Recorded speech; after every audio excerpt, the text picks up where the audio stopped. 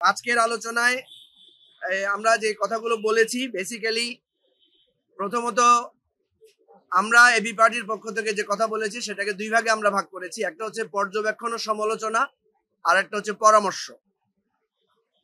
তো পর্যবেক্ষণ হিসেবে আমরা বলেছি যে আমাদের যে জাতীয় ঐক্যটা হওয়া দরকার ছিল, আমরা যে বিপদের মধ্যে ছিলাম শেখ হাসিনার আমলে, শেখ হাসিনার পতনের পরে আমরা দুই ভাগে ভাগ হয়ে গেছি। সেই ভাগটা হচ্ছে কেউ কেউ এটাকে একটা সুযোগ হিসাবে নিচ্ছেন এবং সেটাকে একটা প্রিভিলেজ হিসাবে নিচ্ছেন, আবার কেউ কেউ মনে করছেন যে আমাদের মধ্যে একটা অনৈক্য তৈরি হয়েছে, বিভেদ তৈরি হয়েছে। এই বিভেদের পেছনে সরকারের একটা দায় আছে, সেটা আমরা ওনাকে উল্লেখ করেছি যে শুরু থেকে আপনারা এই বিভেদটা দূর করতে পারতেন। উনি বলেছেন কিছুটা, উনি সেটা সম্মতি জানিয়েছেন এবং উনি বলছেন এখন থেকে রেগুলার আরো ঘন ঘন ইলেকশনের আগ পর্যন্ত উনি রাজনৈতিক দলগুলোর সাথে বসবেন। আমরা বলেছি যে আপনি শুধু বিপদে পড়লে, শুধু একটা ঝামেলা হলেই আপনি আমাদেরকে ডাকেন, এবং আমাদের অনেক কথা থাকে যে কথাগুলো আমরা আপনার এখানে বিশেষ করে বলতে পারি না, কারণ অনেকগুলো দল থাকি, আমরা 2-4 মিনিট করে কথা বলার সুযোগ হয়। আমি ওনাকে অনুরোধ করেছি, আপনি আমাদেরকে বলেছিলেন চিঠি লেখার জন্য, আমরা তো আপনাকে অনেকগুলো জিনিস আমরা জানি, দুর্নীতির কথা আমাদের কাছে আসে, অনেক অনিয়মের কথা আমাদের কাছে আসে, অনেক ভুল আমাদের ধরা পড়ে, আমরা সেগুলোকে আপনাকে কিভাবে জানাবো? আমরা যদি আপনাকে চিঠি লিখি আপনি কি পড়বেন? আপনি তো আমাদেরকে চিঠি লেখার কথা বলেছিলেন।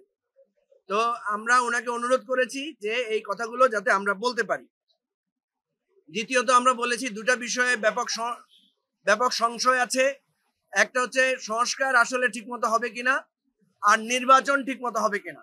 তো এই দুইটা বিষয় আপনাকে দূর করতে হবে, এবং দূর করার জন্য যেটা দরকার, অনেক রাজনৈতিক দল সেখানে সমালোচনা করেছেন যে সরকারের নানা বিমাতাসুলভ আচরণের কথা বলেছেন।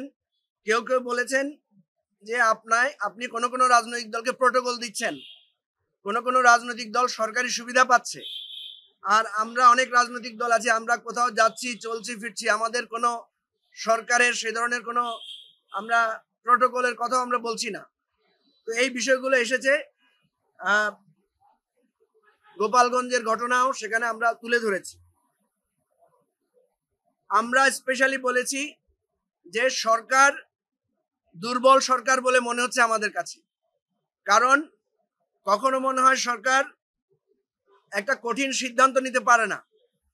কঠিন বলতে আমরা কঠোরতার কথা বলছি না, আমরা বলছি যে এখন পর্যন্ত এই সরকার কাউকে বহিষ্কার করেছে, কোনো উপদেষ্টার ব্যাপারে পদক্ষেপ নিয়েছে, সে ধরনের কোনো ব্যাপার নাই। যখনই ঘেরাও হয়, যখনই সচিবালয় ঘেরাও হয় বা যমুনা ঘেরাও হয়, তখনই শুধুমাত্র সরকার নড়ে চড়ে বসে। তো এই জায়গাটা আমরা সরকারের ব্যর্থতা বা দুর্বলতা হিসেবে আমরা তুলে ধরার চেষ্টা করেছি।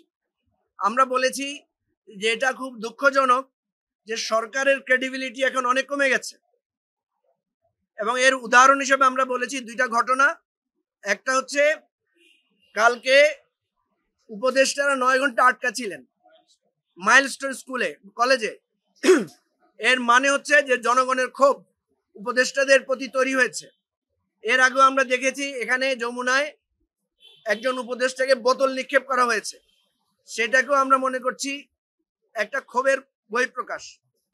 ঠিক তেমনি ভাবে আমরা বলেছি রাজনৈতিক দল হিসেবে আমরা যারা আছি, আমরা যারা গণ অভ্যুত্থানের অংশীদার, আমাদের গ্রহণযোগ্যতাও কমেছে। আমরা এখন বিভিন্ন টক শোতে রাজনৈতিক আলোচনায় অনেক প্রশ্ন হয় যেগুলোর আমরা জবাব দিতে পারি না। আমরা যে বাংলাদেশ 2.0 বা বাংলাদেশ একটা নতুন বন্দোবস্তর কথা বলি, অনেকে আমাদেরকে মুচকি এসে বলে এটাই কি আপনাদের রাজনৈতিক বন্দোবস্ত? ঠিক তেমনি ভাবে আমাদের ছাত্র আন্দোলনের যারা প্রধান নেতৃত্ব ছিলেন, যে সমস্ত ছাত্র নেতারা, তারাও এখন আস্তে আস্তে ক্রেডিবিলিটি হারিয়েছেন। আমরা আগে দেখতাম যে কোনো সংকট হলে আমরা দেখতাম সার্জিস আলম, হাসনাত বা এই ধরনের যারা মানে কি ফিগার ছিল, তারা গেলে সমাধান হতো। এখন আমরা দেখি না যে ছাত্র নেতারা এই ধরনের সিচুয়েশনে দৌড়ে যাচ্ছেন। কেন যাচ্ছেন না? তার কারণ হচ্ছে যে তাদের সেই গ্রহণযোগ্যতা কমেছে, এবং বিভিন্ন জায়গায় আমরা দেখছি যে তাদেরকে নিয়ে নানা ধরনের স্লোগানও হচ্ছে। তো এটা আমাদের কারোর জন্য কাঙ্ক্ষিত না। আমরা মাননীয় প্রধান উপদেষ্টাকে বলেছি যে আপনার এই জায়গাটা আমাদেরকে আপনি বিবেচনা করবেন। আরেকটা বিষয় আমরা বলেছি যে আমাদের উপদেষ্টারা যে যে মন্ত্রণালয়ের দায়িত্বে আছেন ওনারা কেউ ওনাদের মন্ত্রণালয়ের বিস্তারিত কোনো ব্রিফিং করেন না। সব ব্রিফিং আমরা দেখি প্রধান উপদেষ্টার প্রেস উইং এই ব্রিফিংগুলো করেন, ওনাদের কাছ থেকে আমরা তথ্যগুলো পাই। আমরা অনুরোধ করেছি যাতে উপদেষ্টারা তার যার যার মন্ত্রণালয়ের জবাবদিহি এবং ওনাদের কার্যক্রমের বিষয়টা ওনারা আমাদেরকে তুলে ধরেন।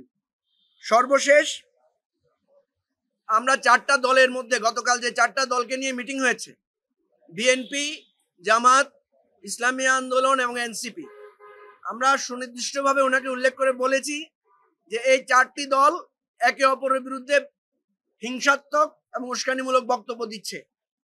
এটা একটা গণতান্ত্রিক অধিকার, কোনো সন্দেহ নাই, কিন্তু এই উস্কানিমূলক বক্তব্যের মাধ্যমে টেন্স ক্রিয়েট হচ্ছে। এই টেন্স যদি ক্রিয়েটেড হয় তাহলে আমাদের নির্বাচন সুষ্ঠুভাবে করার সংশয় দেখা দিবে। আমি ব্যক্তিগতভাবে ওনাকে অনুরোধ করেছি, যদি আপনি আমাদের সংস্কারও ভালো মতো করতে না পারেন, যদি নির্বাচনও আপনাকে দিয়ে একটা ভালো নির্বাচন না হয়, তাহলে অনুরোধ করব আপনি দায়িত্ব থেকে অব্যাহতি নিয়ে চলে আসেন। আমরা যারা সংস্কার চাই, আমরা যারা নতুন বাংলাদেশের অভিপ্রায় চাই, যে অথরিটির আন্ডারে ইলেকশন হবে আমরা আপনাকে সামনে রেখে সেটার দাবিতে ইলেকশন করতে চাই। এরকম একটা অনুরোধে ওনাকে আমি সর্বশেষ করেছি। মোটামুটি আলোচনা যতটুকু হয়েছে উনি আমাদেরকে নিশ্চয়তা দিয়েছেন সামনে থেকে উনি আরো রিপিটেডলি আমাদের সাথে বসবেন। আমরা আরেকটা কথা ওনাকে বলেছি ব্যক্তিগতভাবে, সেটা হচ্ছে এই যে জুলাই অভ্যুত্থান উদযাপন যেটা হচ্ছে, সেই জুলাই অভ্যুত্থান উদযাপনে কিন্তু রাজনৈতিক দলগুলোকে কোথাও সম্পৃক্ত করা হয় নাই। উনি এটা শুনে একটু অবাক হয়েছেন, উনি বলেছেন এটা তো হওয়ার কথা না। আমি অনুরোধ করেছি যে আগামী 5ই আগস্ট যদি সম্ভব হয় আপনি সকল রাজনৈতিক দলগুলোকে নিয়ে একটা সমাবেশ করেন, সভা করেন, সবার কথা কিছুটা হলে শুনেন। মোটামুটি এই ছিল আজকের এবি পার্টির পক্ষ থেকে আলোচনা এবং উনার পক্ষ থেকে বক্তব্য।